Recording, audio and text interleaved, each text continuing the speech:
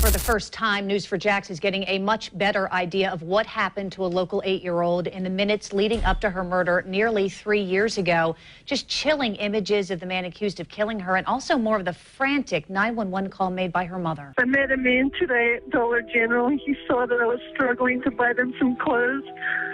He drove us here to buy us some clothes, and the only reason I went with him because she said his wife was going to be here. Surveillance video from the Dollar General shows Smith talking with the family. From there, his van is seen driving away with Rain, Cherish, and her 2 younger sisters inside. He just wanted a new dress. He said he would help. What happened next shocked the nation. This is the story of an 8-year-old girl who trusted the wrong man and vanished inside a Walmart. What you're about to see was hidden behind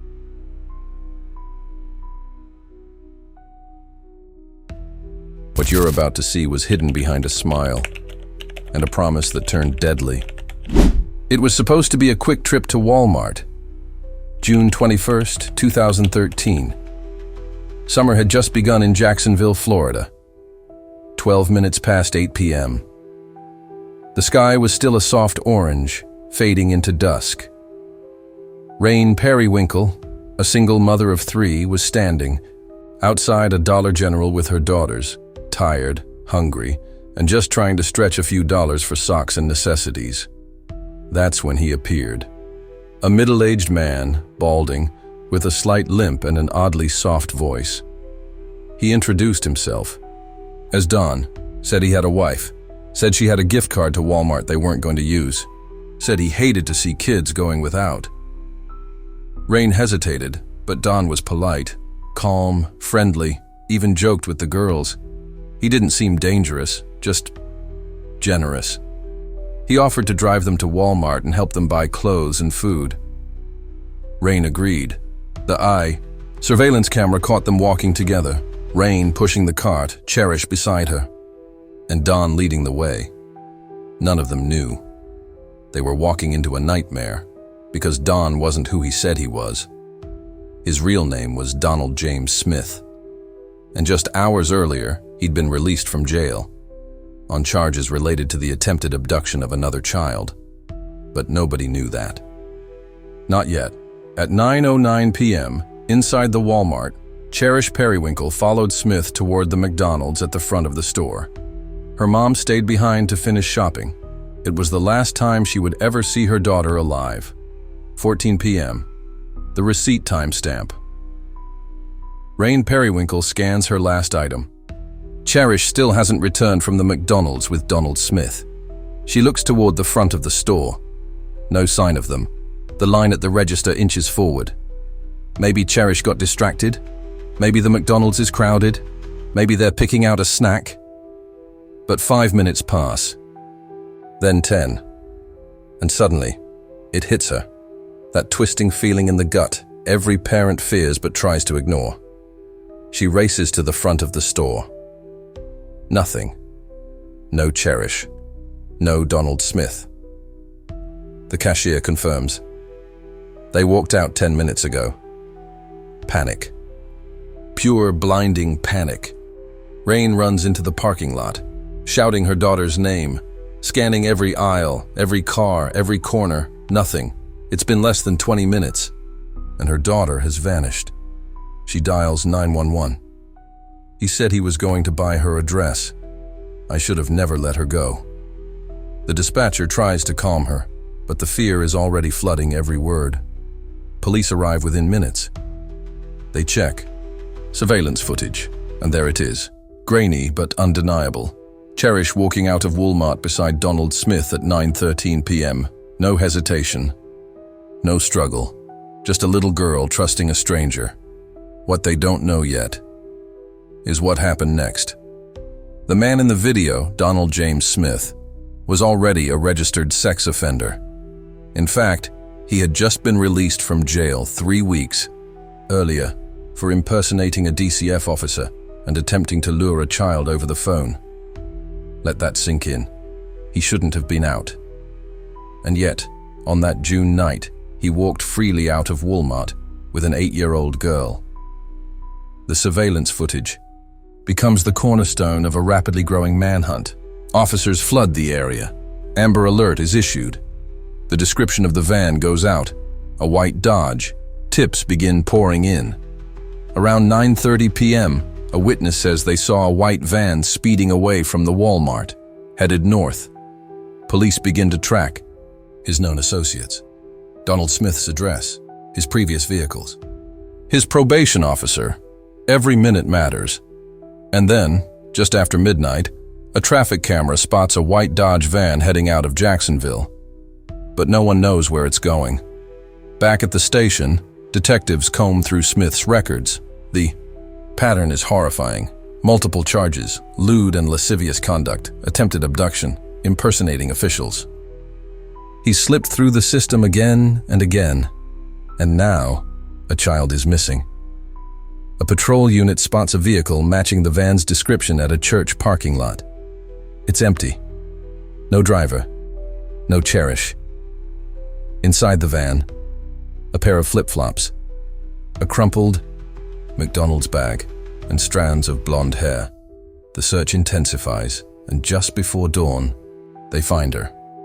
The body of Cherish Lily Perrywinkle is discovered in a wooded area, her dress torn, her small frame bruised, her life stolen. Only 9 hours had passed since Rain Perrywinkle met Donald Smith. 9 hours. Everything changed. The shock of Cherish Perrywinkle's murder rippled far beyond Jacksonville. People across the country weren't just horrified, they were furious. How could a man with such a long, dangerous history walk freely into a Walmart and leave with a child? As the timeline unfolded, the failures became impossible to ignore. Donald Smith had a rap sheet spanning decades.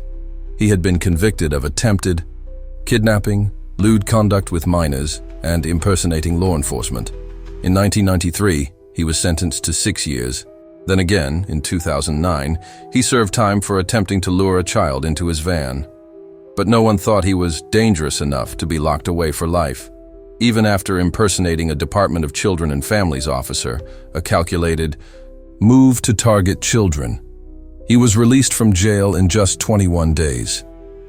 That was less than a month before he took Cherish. The Department of Corrections later admitted Smith had failed to report his change of address.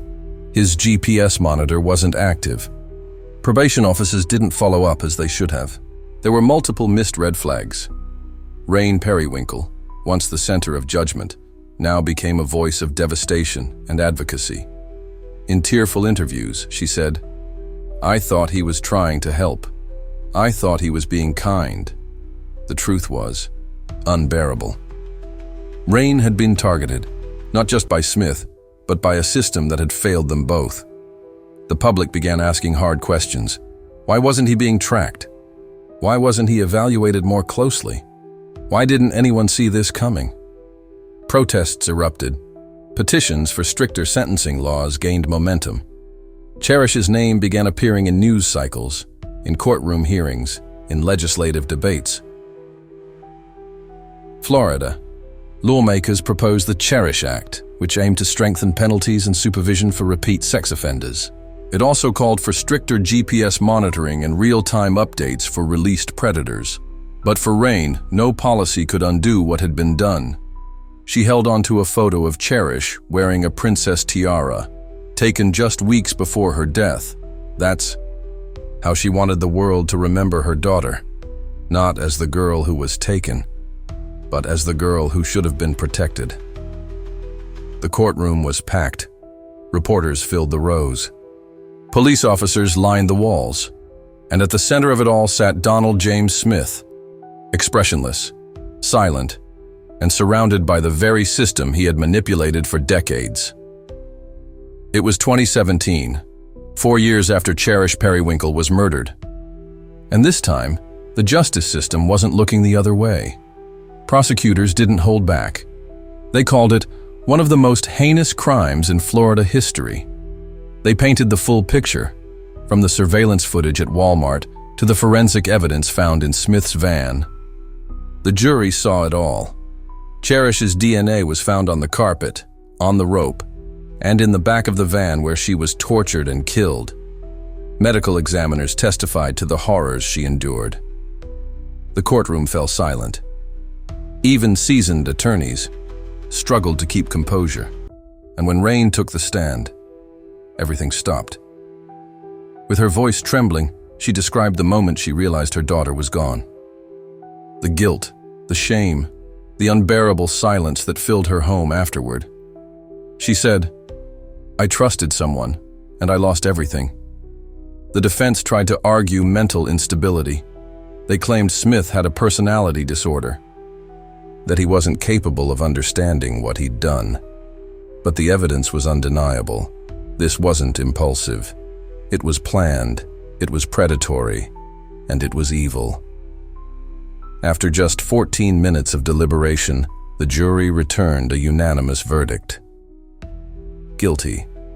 Then came the sentencing phase.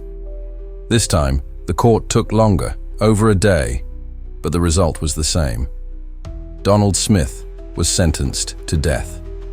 The courtroom erupted in tears, not of celebration, but of release. For Rain, justice had finally spoken, but nothing could bring Cherish back. As Smith was escorted out in chains, Rain clutched a stuffed toy that belonged to her daughter. She later told reporters, "This won't bring her back, but it means he'll never do this to anyone else again."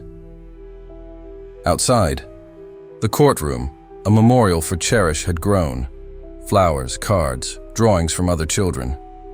Strangers from across the state came to pay their respects. One little girl left a note that read, "Dear Cherish, I wish I could have been your friend. I hope you have wings now." Her name was Cherish Lily Perrywinkle. She loved the color purple. She wanted to be a teacher. She used to dance around the house in oversized slippers, holding a spoon as a microphone, pretending she was a pop star. She was 8 years old, and she should be here. The case of Cherish Perrywinkle didn't just shake Jacksonville. It rattled a nation. It exposed cracks in a system meant to protect the vulnerable. It showed how a predator could manipulate not just a mother, but a legal system that had given him every chance to hurt again. Cherish's murder forced hard questions. Why was Donald Smith released early, again? Why wasn't he being watched? Why? Did no one step in when it mattered most? We may never have all the answers, but we do have a responsibility to remember, to speak her name, to demand that systems change so that no other child suffers the same fate. Because Cherish wasn't just a victim, she was a daughter, a sister, a student, a dreamer, and even in death, her story has saved lives. Today, her face appears in child safety campaigns. Her case is used in FBI training.